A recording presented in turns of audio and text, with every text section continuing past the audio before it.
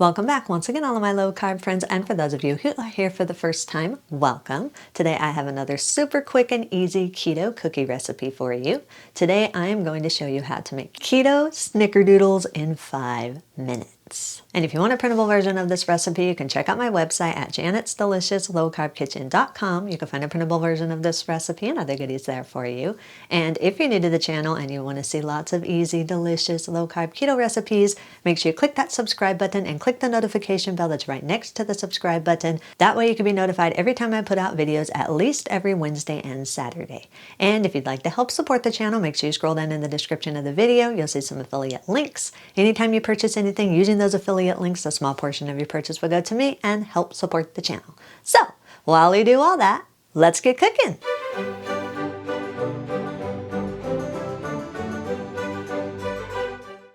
Preheat an air fryer to 325 degrees for at least 5 minutes.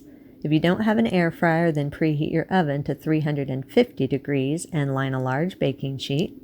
In a large mixer bowl, combine a half cup of very soft butter. You don't want this melted, but you do want it very soft so it beats in smoothly.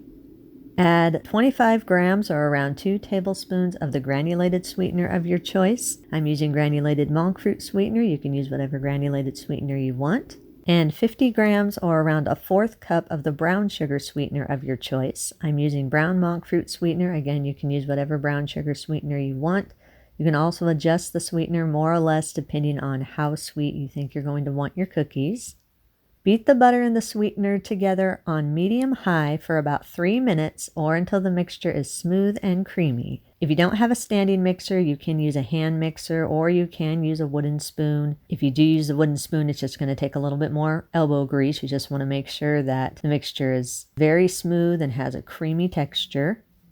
While the butter and sweeteners are mixing, in a wide bowl, combine 25 grams or around 2 tablespoons of the brown sugar sweetener of your choice and 25 grams or around 2 tablespoons of the granulated sweetener of your choice. Again, I'm using brown monk fruit sweetener and granulated monk fruit sweetener. Add 1 teaspoon of ground cinnamon. Use a fork or your fingers and stir the sweetener and the cinnamon all together until they're fully combined and there are no lumps. You can also adjust the amount of cinnamon more or less depending on how dominant of a cinnamon flavor you're going to want in the coating of your snickerdoodles. Then set the coating aside for a minute. Once your butter and your sweeteners are all nice and creamy, scrape down the sides of the bowl and push the butter and sweetener mixture to the center of your bowl. Add 2 large room temperature eggs. Make sure they're room temperature, that way they stir in smoothly. And 1 teaspoon of vanilla extract. You can adjust the extract more or less depending on how much of a vanilla hint you want in your cookies. Beat everything together on medium-high for about 30 seconds or so, just until everything is fully combined.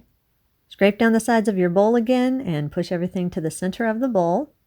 Turn your mixer on to low and keep it running while you add your dry ingredients. Sprinkle in 5 grams or around 1 teaspoon of baking powder, a 1/4 teaspoon of salt, 1 teaspoon of ground cinnamon, and a 1/2 teaspoon of ground ginger. Make sure that after each addition of these ingredients that you're allowing each ingredient to mix in fully. You can also change or adjust your spices according to your personal taste.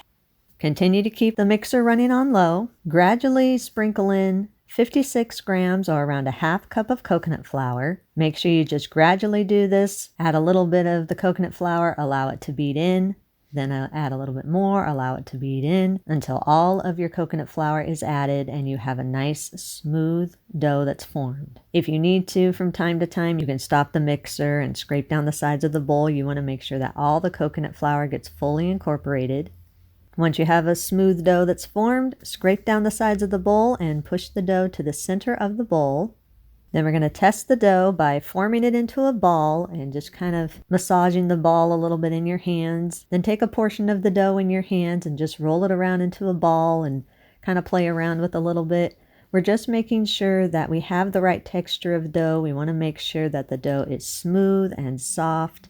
It is going to be a very moist dough, but it should not be sticking to your fingers. You should be able to easily release your fingers from the dough. If it is feeling too sticky and feeling like it's not easily releasing from your fingers, then just add very, very small amounts of coconut flour until the dough is no longer sticky. Then line a clean work surface with a silicone mat or with parchment paper. Scoop the dough out 1 tablespoon at a time onto the work surface. Roll each scoop into a smooth, tight ball.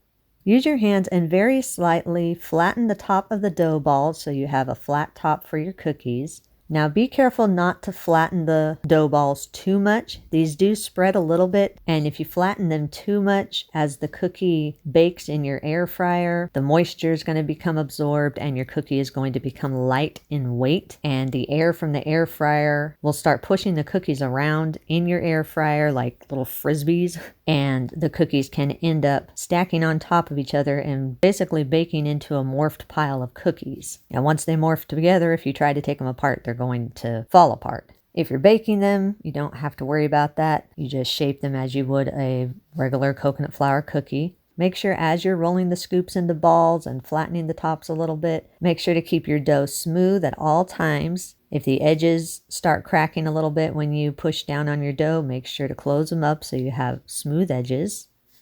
Place the shaped cookies one at a time into your cinnamon sweetener mixture. Then turn the cookies to fully coat them with the cinnamon sweetener mixture. Then lift the cookies out of the mixture and shake off any excess. Then place the cookies back down onto your lined work surface, or if you're baking them, place them on your baking sheet. Line your preheated air fryer with a silicone mat or some parchment paper. Remember, like I always tell you, and I will always tell you, never put loose parchment paper into your air fryer while it's preheating. It can blow around and catch on fire, so you always want to make sure that your paper is weighted down with something. Never put anything loose in there. Place your cookies into your air fryer basket or your air fryer drawer, or of course your baking sheet. Make sure you leave about an inch of space in between each one of the cookies. Air fry at 325 degrees for 5 to 7 minutes or until the cookies are golden. If you're baking these, bake at 350 degrees for 10 to 12 minutes or until the cookies are golden. Open your air fryer or your oven. The cookies are going to be very soft, so don't try to touch them or take them out. Let them sit in the air fryer drawer or basket or your baking sheet for at least 5 to 7 minutes so the cookies can firm up. Once the cookies have firmed up enough for you to be able to remove them from your fryer or your baking sheet without them falling apart, transfer the cookies to a wire rack and allow them to cool completely before serving them. They will continue to firm up more as they cool. All right, here we are with my lovely pretty cookie. Now this is what happens when you flatten your cookies too much. Remember I told you if you flatten them too much, they fly around like frisbees and morph together into one cookie, and then when you go to take them apart, they fall apart. Now, I'm sure they're still edible, and I'm sure it doesn't affect the flavor. See, pretty, the way it's supposed to be, deformed and strange. But that's okay. Let's taste these bad boys. I'm going to taste a deformed one just to show you that they're still edible, I am sure. So let's see what this tastes like.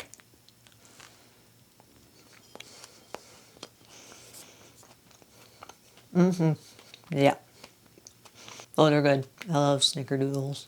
I think next time I make them, I'm going to tone down on the sweetener of the actual cookie. Not on the coating, but the actual cookie. Because it's a tad sweeter than what I like. It tastes really good, but it is a tad sweeter than what I want it to be. I think I'll also increase the cinnamon a little bit more. This has just a tad of a cinnamon taste, which is great, but I think I would like a little bit more of the cinnamon in my cookies. But still, a thumbs up for me. Tasty, the texture's good, and I will definitely make these again. Yummy, yummy. You can eat these immediately. If you do have any leftovers, you can store them in an airtight container at room temperature for up to 3 days, or in an airtight container in your refrigerator for up to 5 days, or you can store them in a freezer-safe container in your freezer for up to 3 months. Eat and enjoy.